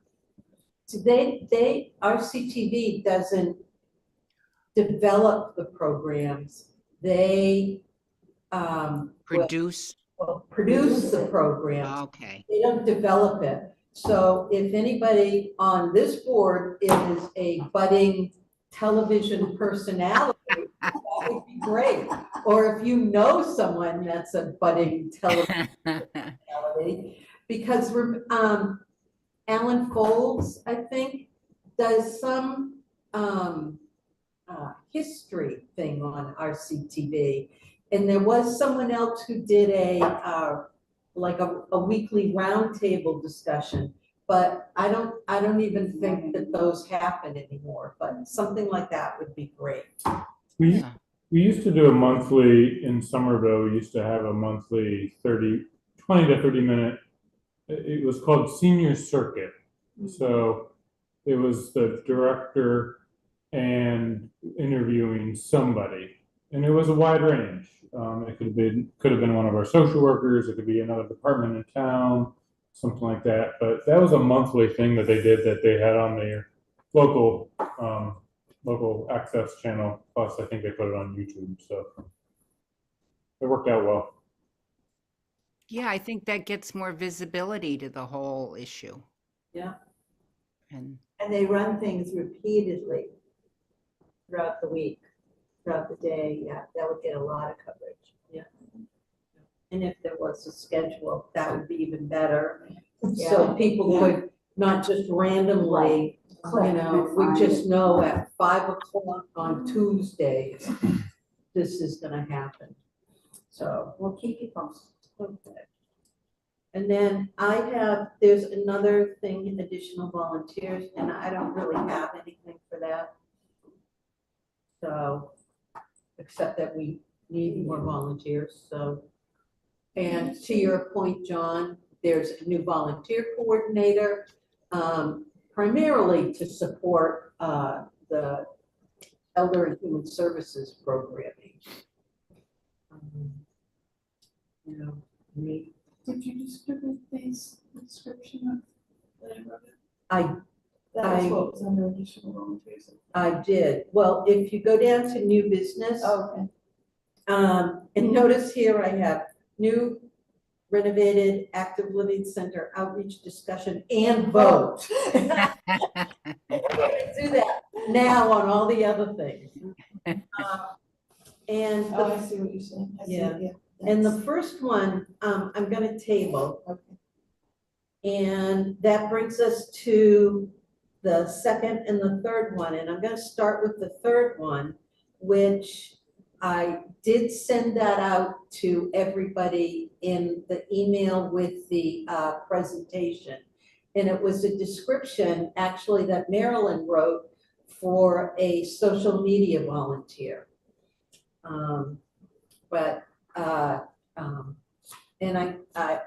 the goal is to get it out there to try to recruit someone who can, you know, help us beef up the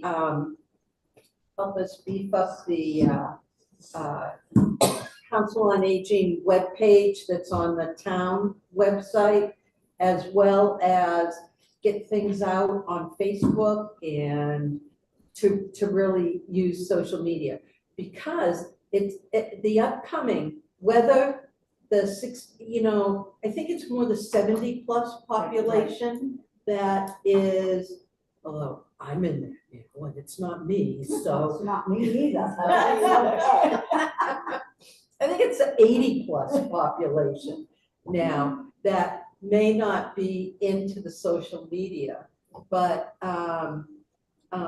what we have to do is expand our outreach on social media, because we need to interact with the voters, whether they're town meeting or whether they're neighborhood voters that are gonna go out in November and vote. We need to be able to interact with them. And that's what that position would do. Did anybody read that description? Does anybody have any comments? Rosemary has her hand up. Rosemary? Hi.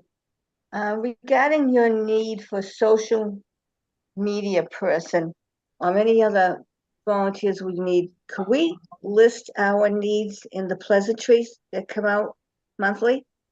Someone in that area might be retired from doing that type of work and can volunteer. We could also e-blast it out, Yeah, you know, that if we want to do it sooner and get the word out there, we can e-blast it. That would be great. But I think if you put it in the pleasantries too, it might be picked up by somebody who is about to retire or about to come to the center and see what we offer. Cover all the bases. Yeah. It could also be a really good project for a graduate student. If anybody's got a grandchild or niece or nephew or what neighbor or whatever that's, you know, doing work, studying marketing, looking for a fun project, if they've got some term thing, this could be a great project for a group to do.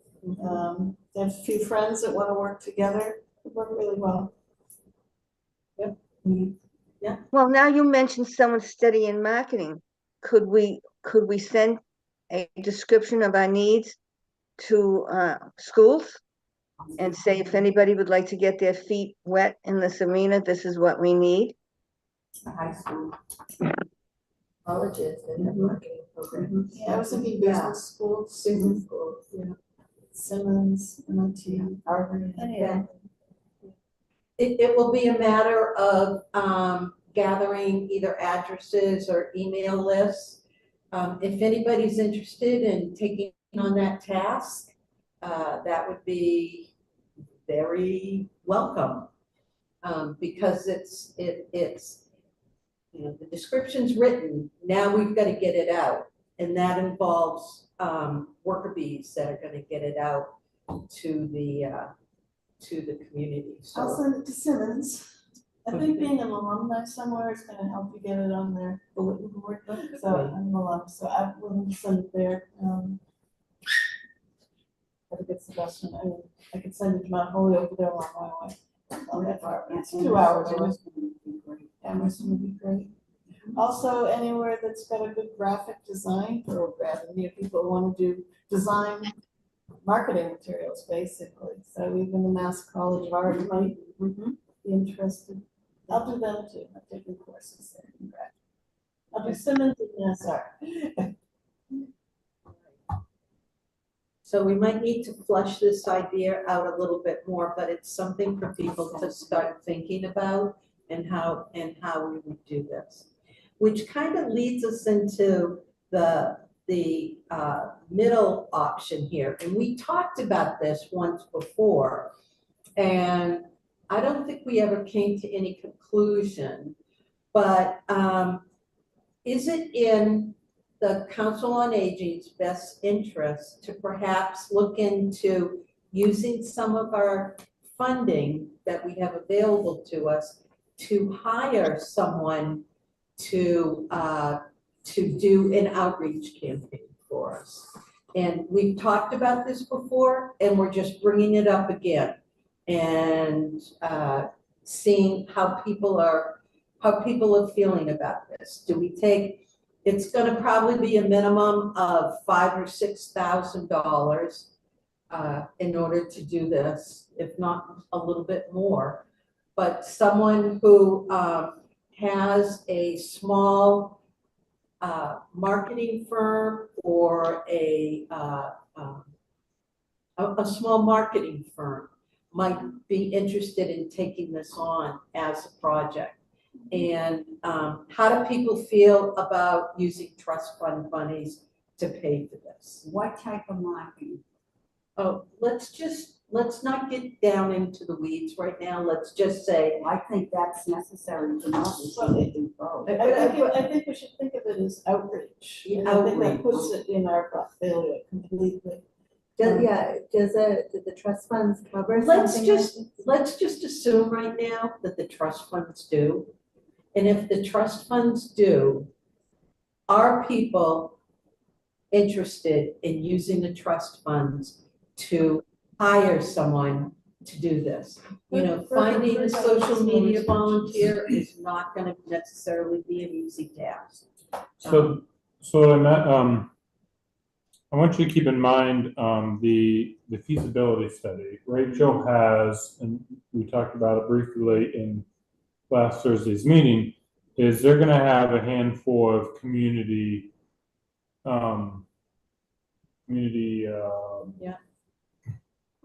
outreach.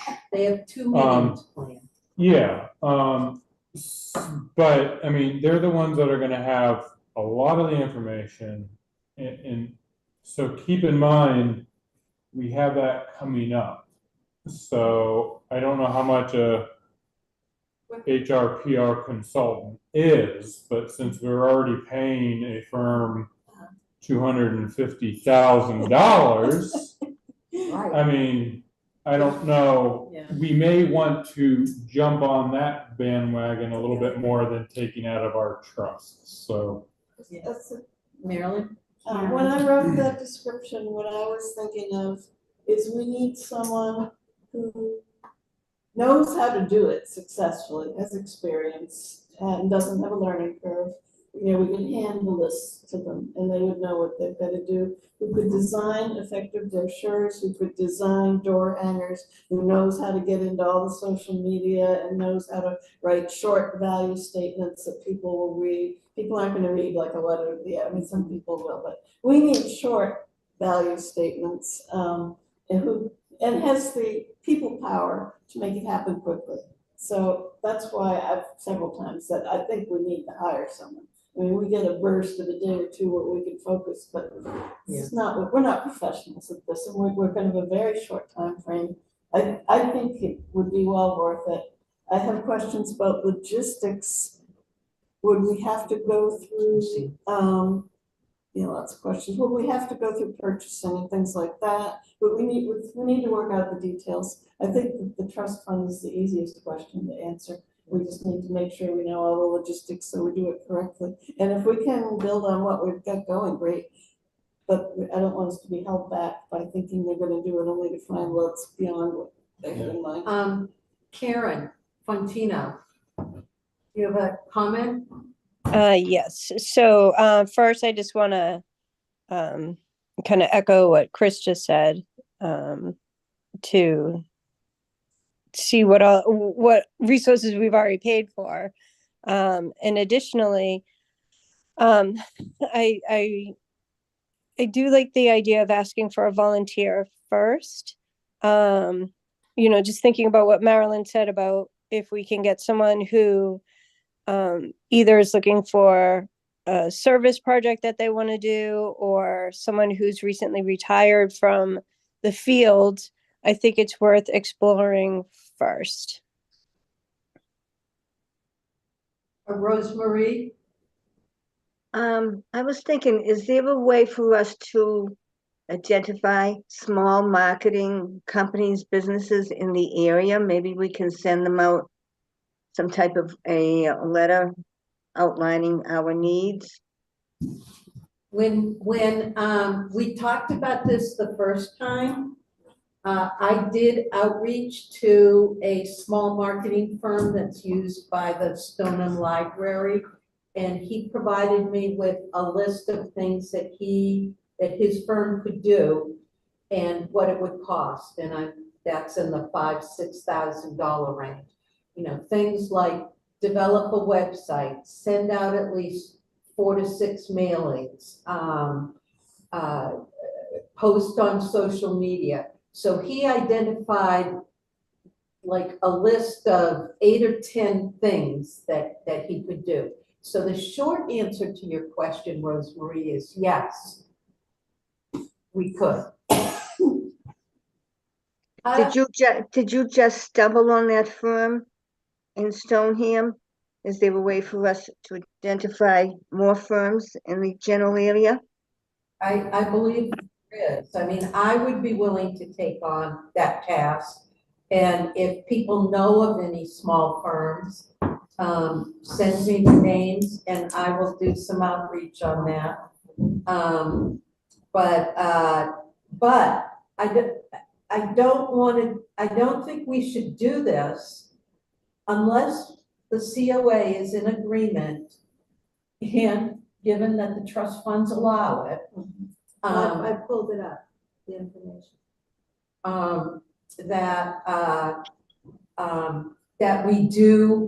That we do feel that hiring a firm is worth it, and we're willing to commit.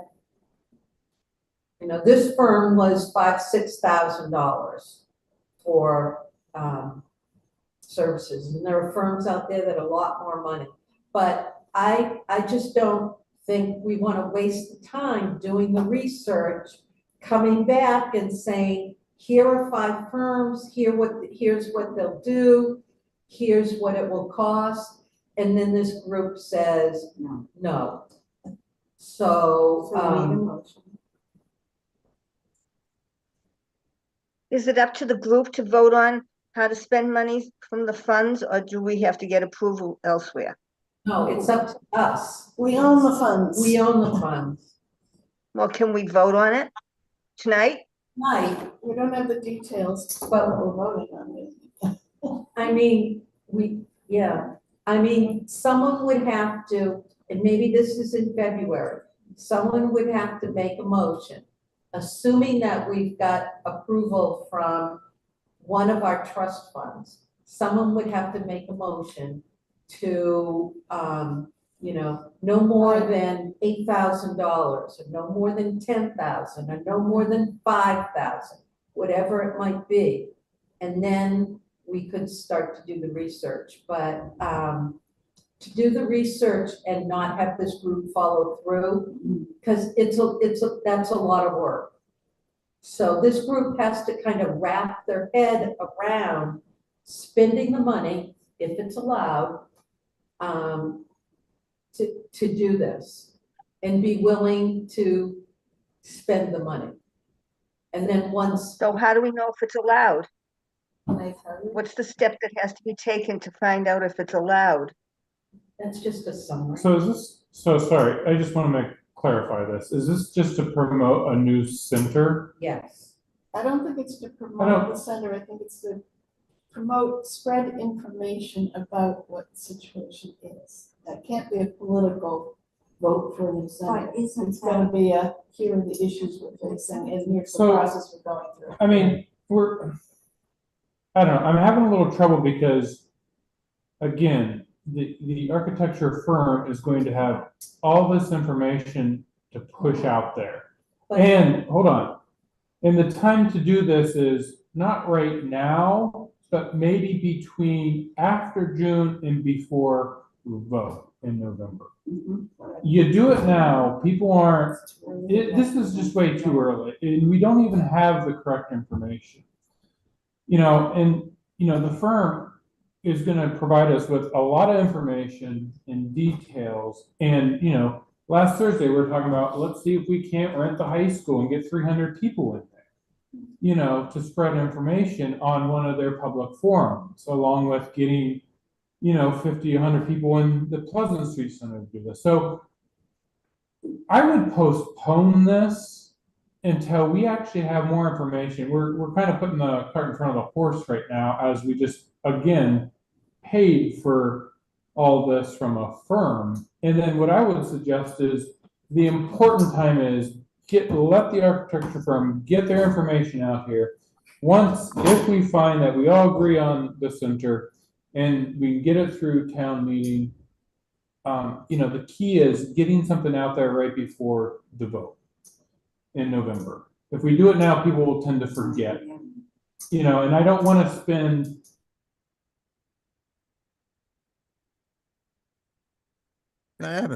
something in the fall. And I'm not saying that we start in February. I'm just saying that if we want to do this, we have to make a commitment. Otherwise, doing research on firms, it's a lot of work. Just that one firm took a lot of my time to do. So it's a lot of work to do that. So if we want something to start happening in June, we have to start planning for it now.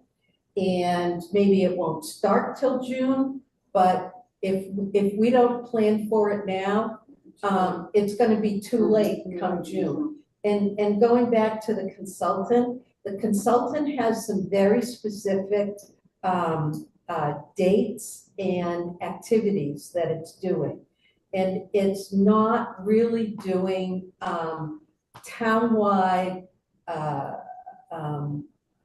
information about this project. Its purpose is to gather information in order to make a decision about how the town should proceed with a new senior center / community center.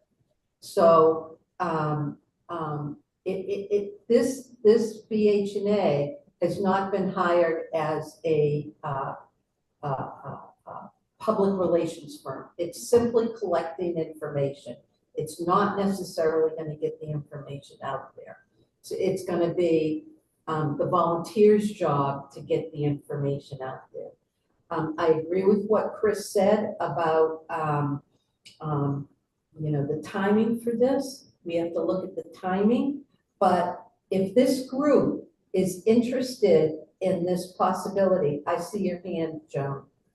Okay. If the group is interested in this possibility, it's got to start talking and planning for it now. So you're ready for June when everything comes in. Exactly.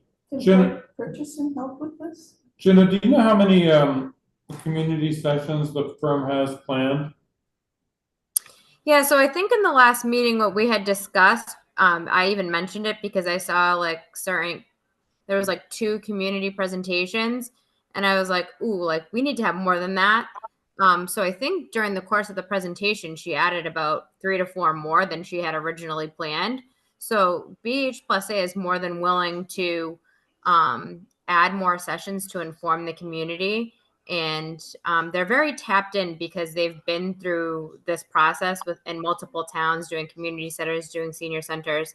So I think it's more than just information gathering. I think that they do have a lot of knowledge and feedback on the topic and can bring a lot more than just the information.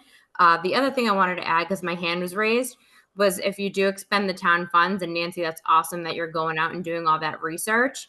And you're right, if you do want to start the process, it's good to start earlier, because the best practices is if you're using the town money is to procure 3 quotes.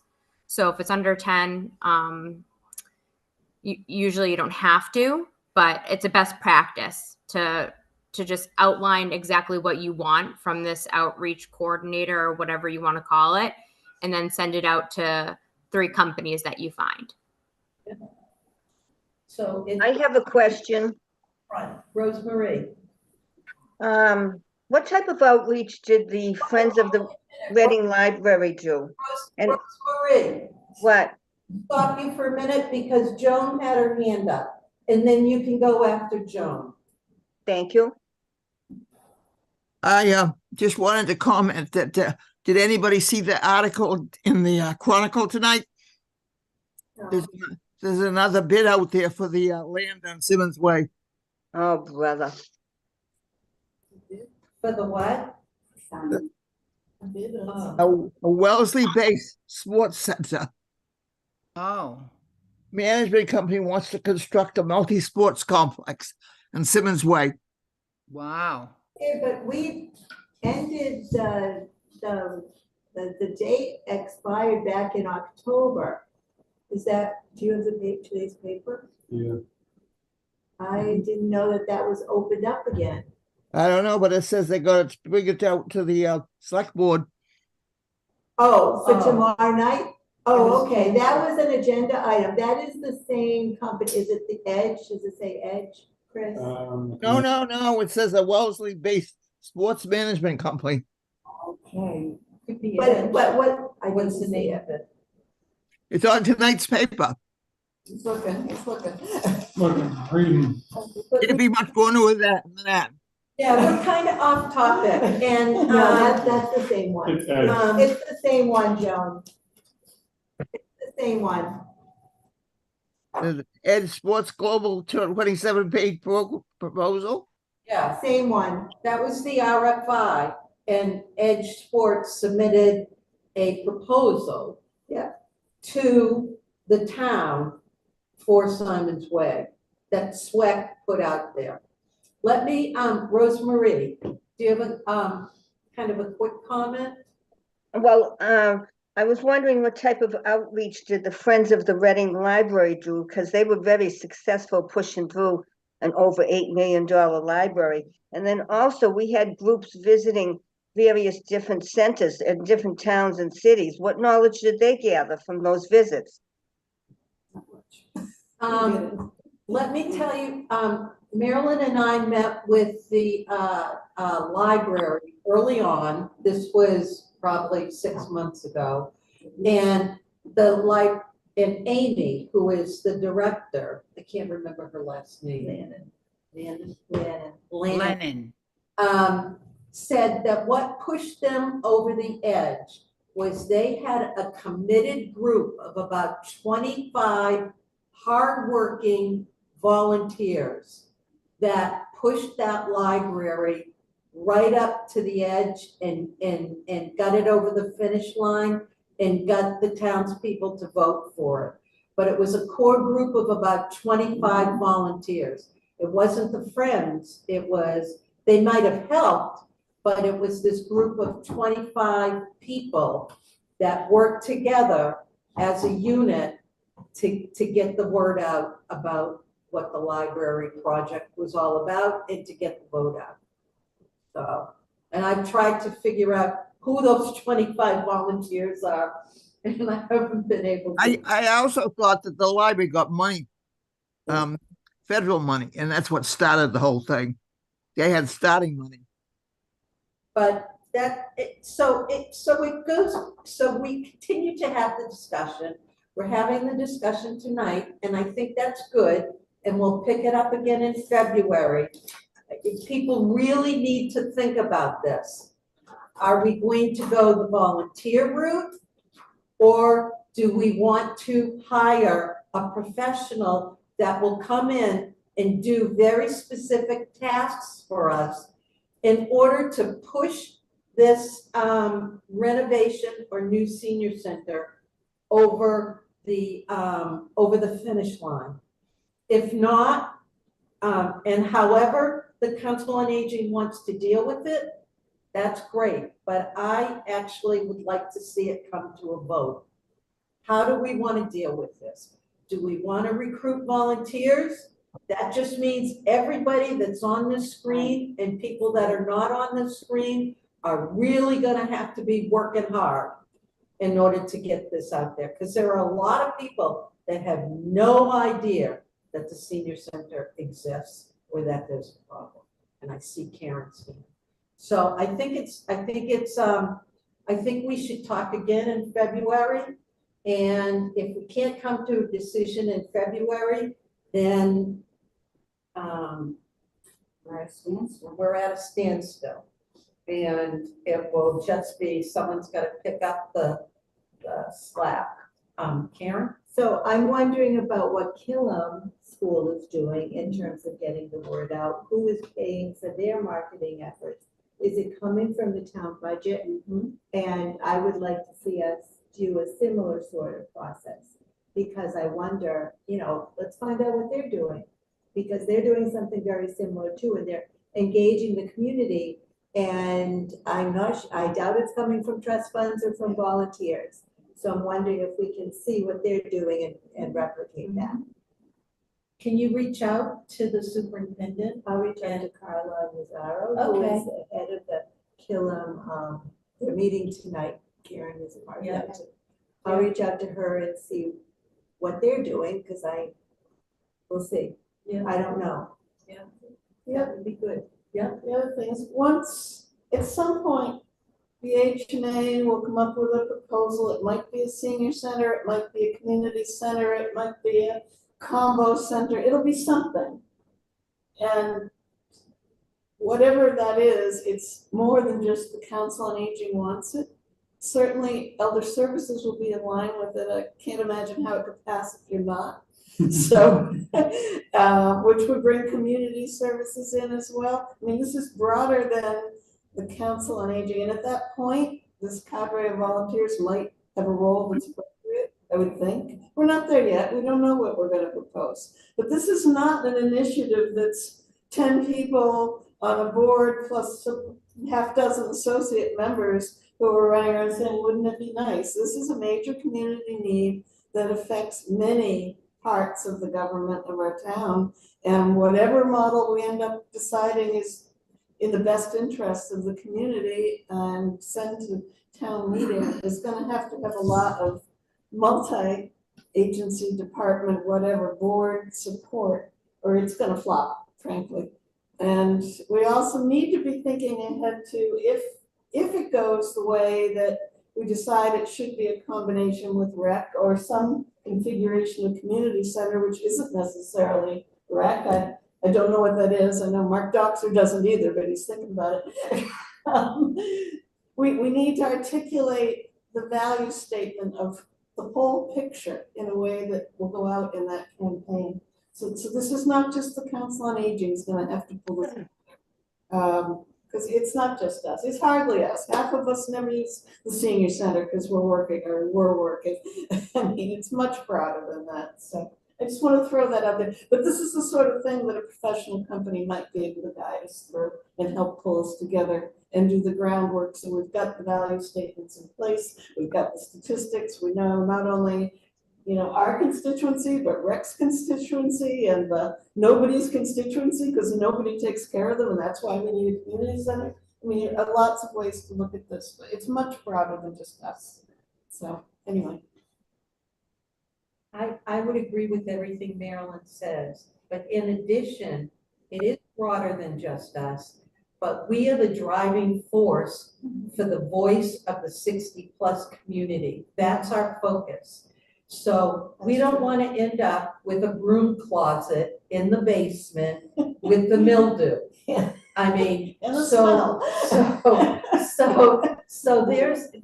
there has to be some kind of happy medium. We can sit here and have this conversation, but I agree with what Marilyn said. Yeah. And in addition to, it's bigger than us, but we are the driving force for the 60+ community. We're one driving force. For the 60+ Yeah, community. we're it. We're it. My thing is this.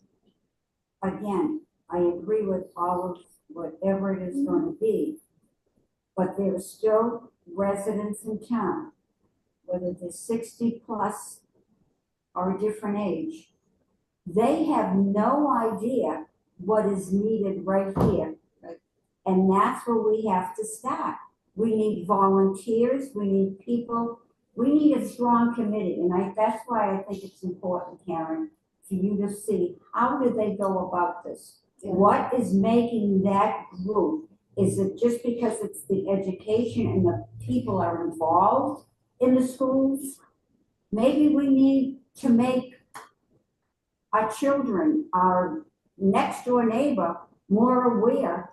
And that's why I think these social events here are going to produce that.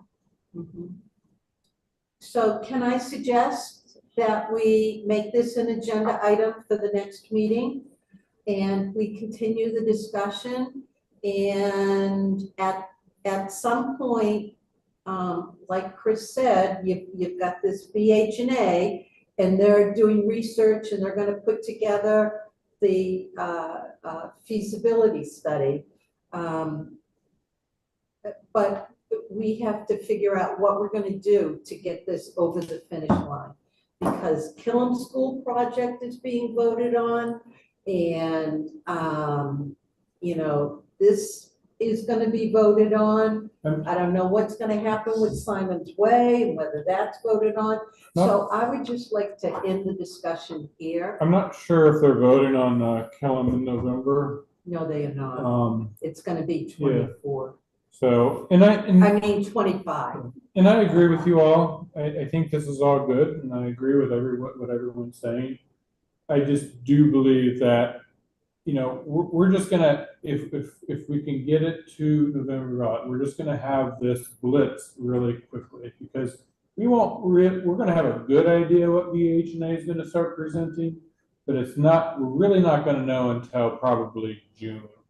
And that's, you know, and then once we know it's gonna be May or June, once we have that information, that's the time that, you know, we go to the HR company, because before then, we can't give them anything. But at the risk of repeating myself, and then I'm going to cut off conversation on this, the risk of repeating myself, we need at least 3 months worth of planning.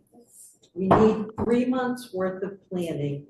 And then in June, when the final results come out and the select board makes a decision on which way it's gonna go, then I agree with Chris, we can go out, but we need 3 months worth of planning this. Anyways, so we will put this on the agenda for the next meeting. And any other business? Did we vote or adjourning? No. Do you want to make a motion? I'd make a motion to adjourn. Second. All in favor? Do I have? Yes, you have to. Okay, Debbie Small. Joan Coco. Yes. Karen Fatina. Yes. Marilyn. Yes. Karen Janowski. Yes. John Parsons. Yes. Nancy Twadros, Yes. Jean Prado, Yes. Rosemary DiBenedetto. Yes. All right, motion made. And we are officially adjourned until next February, till February, At the dot of 8:30. at the dot of 8:30. Thanks, everyone. Thank you. Thank you. Happy New Year, everyone. Happy New Year. Healthy New Year. Healthy New Year to everyone. I have to tell you, my